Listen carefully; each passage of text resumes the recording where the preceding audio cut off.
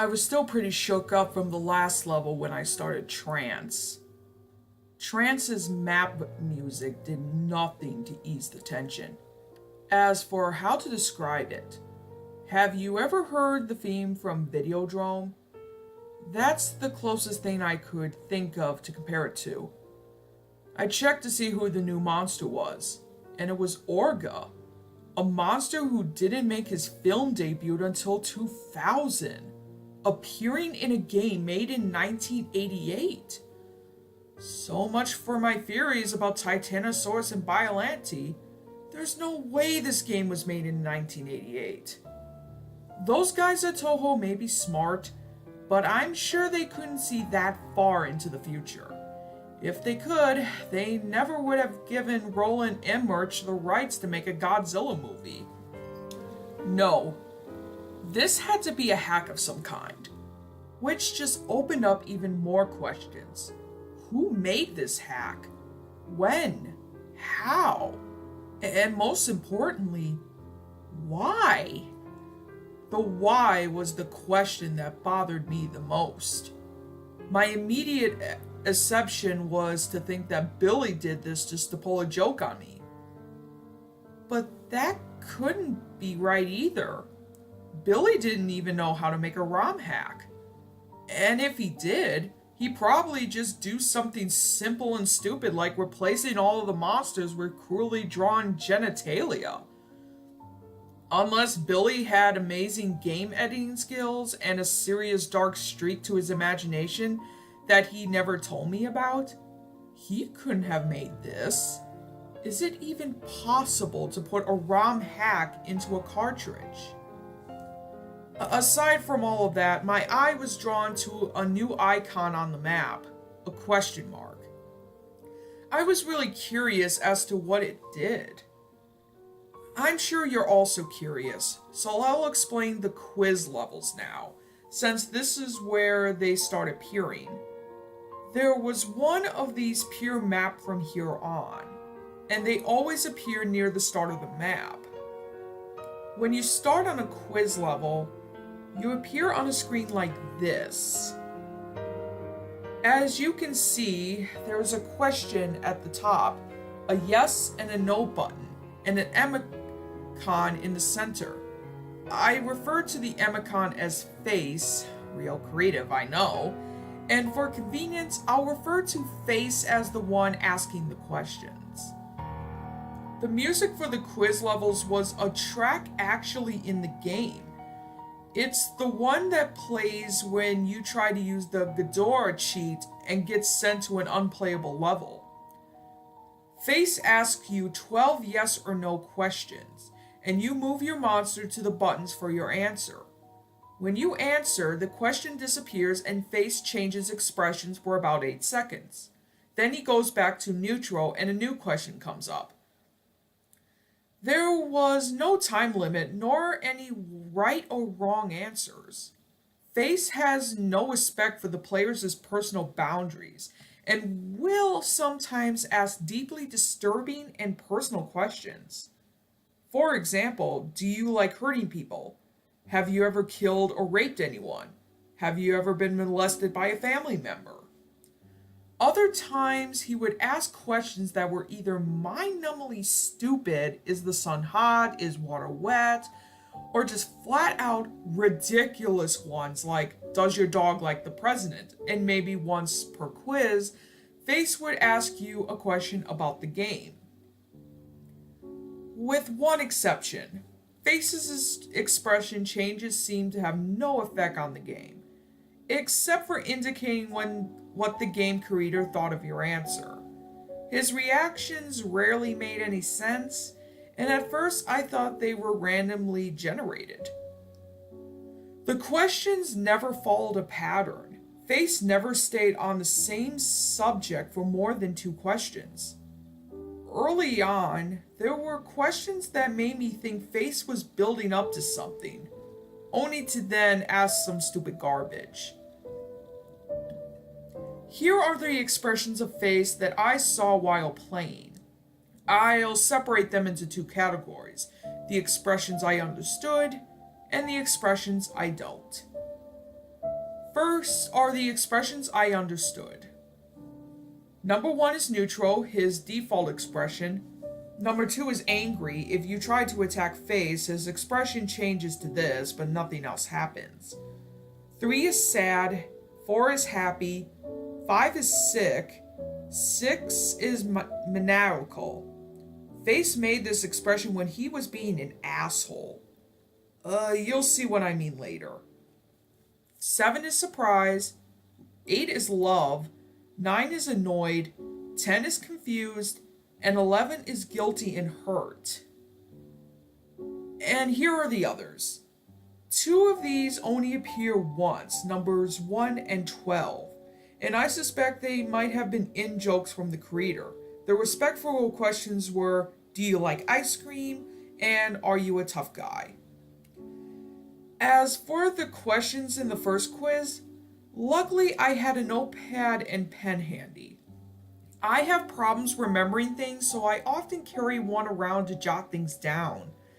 And sometimes I doodle in it when I'm bored. So when the first quiz started, I thought I'd record what happened. I'm glad I did.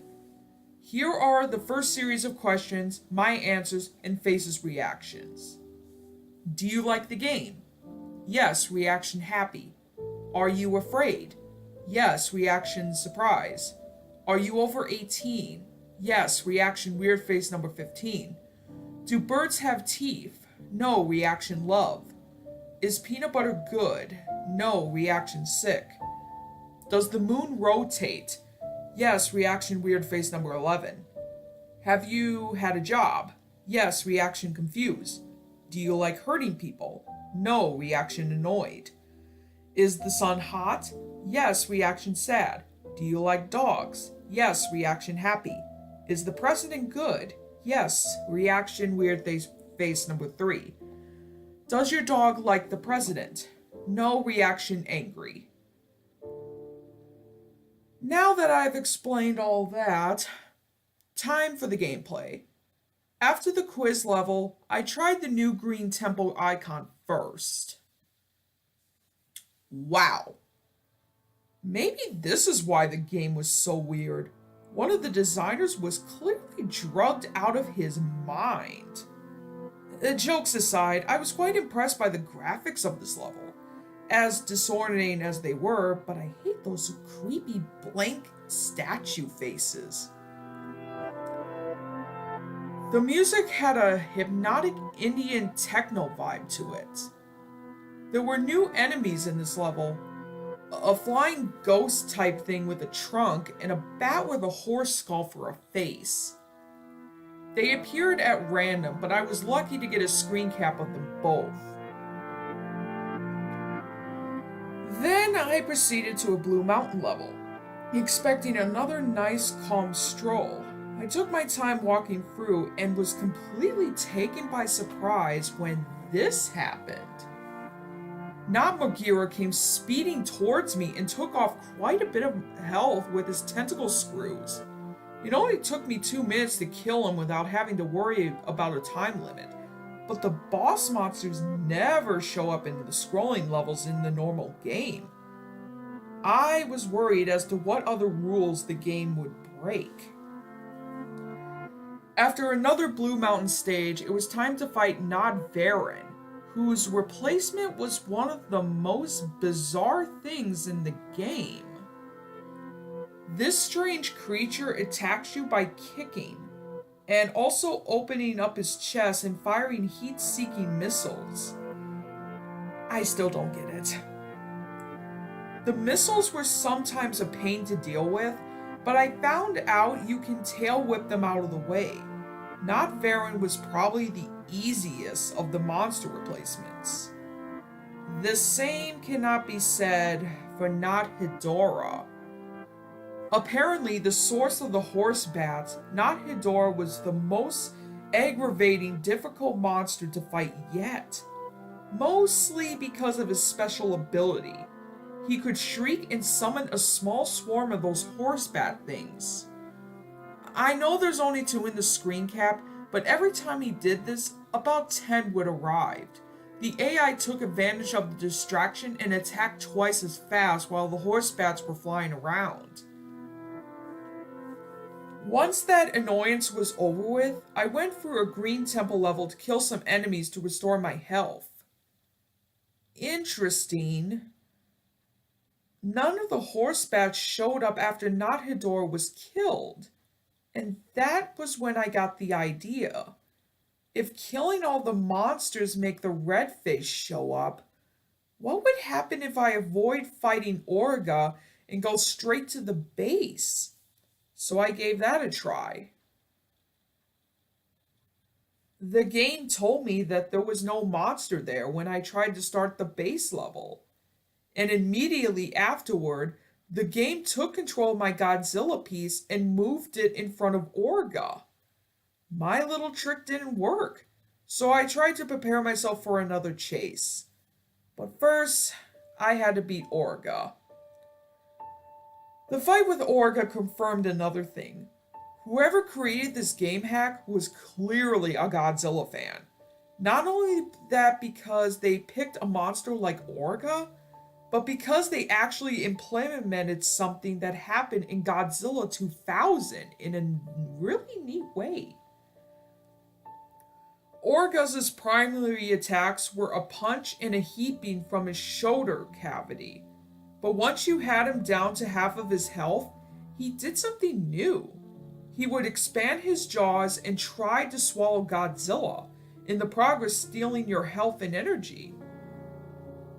But in doing so, he gave himself a new weakness. Firing a heat beam into his mouth would take a devastating 4 bars off his life meter. With that weakness revealed, I soon beat Orga. And despite how much I hoped otherwise, the red face appeared on the map where the base was, and the music stopped. I readied myself as best I could. I started the level, and seeing that it was basically the same as the first, I didn't waste a millisecond before I started hauling ass. I soon encountered obstacles in the form of the ground tile, suspended in the air. Most of them you could just jump over or destroy, others you had to crouch under. About 40 seconds into it, I heard the horrible bellowing roar and saw the spider beast falling close behind me. Stacks of obstacles barely slow it down.